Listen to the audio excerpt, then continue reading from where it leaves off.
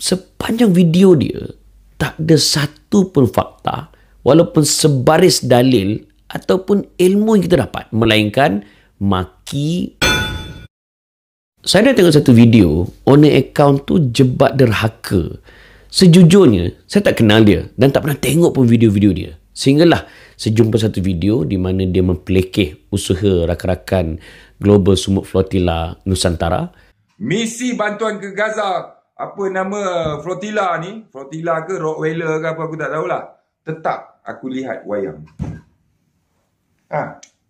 Nak marah-marah lah. Pergi matilah korang. Dan juga dia menghina dan mempelekeh satu sosok tokoh yang bernama Tuan Haji Zainal Rashid Ahmad. Saya panggil dia Abang Nal. Faham tak ni? Okey Zainal nak main api kan? Jom lah kita main api. Aku tak ada hal. Kau punya muka lebih tua daripada aku. Tu selalu panggil aku abang. Engkau tu level-level batuk lah tu. Tahu? Kau tengok image dia, ada image Islamik ke dia tu? Tak ada kan? Image dia macam gangster je. Kan? Itu bubuh satu tattoo je tu. Confirm kongsi gelap. Sepanjang video dia, tak ada satu pun fakta, walaupun sebaris dalil ataupun ilmu yang kita dapat, melainkan maki, menghina, pelekeh orang. Berbanding video Abang Nal bila dia respon balas, walaupun dia ada bagi sebiji dua, tetapi syarat dengan ilmu, syarat dengan fakta-fakta sejarah. Dan bila kita baca tu, kita rasa kenyang dengan pengetahuan.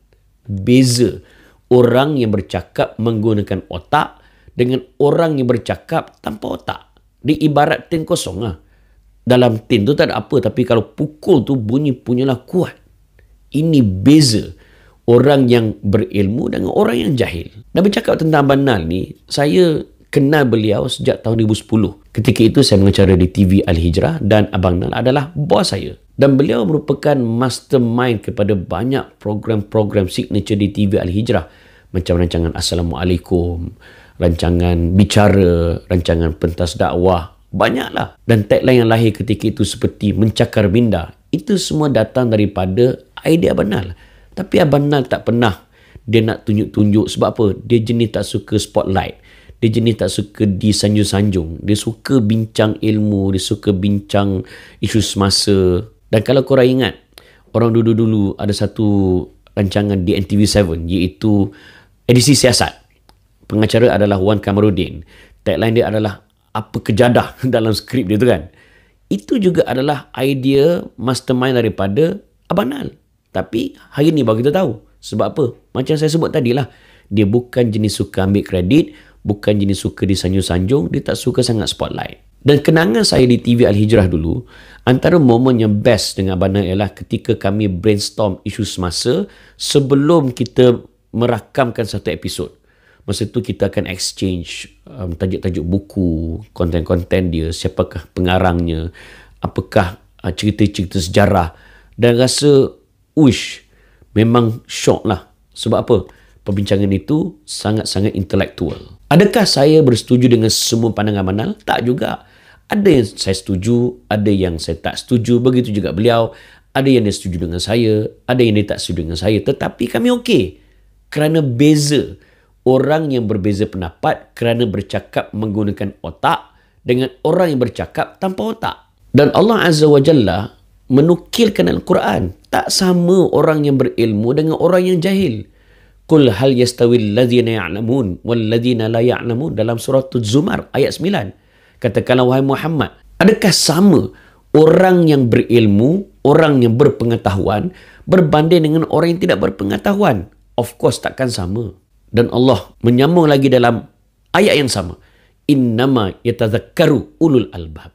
Orang yang sempurna pemikiran mereka adalah orang yang mengambil pengajaran daripada apa yang berlaku. Kepada jebat derhaka, kok ia pun ada pandangan-pandangan sinis engkau kepada usaha Global Sumut Flotilla ini. Allah Ta'ala menyuruh pada kita ambil pengajaran daripada sesuatu peristiwa.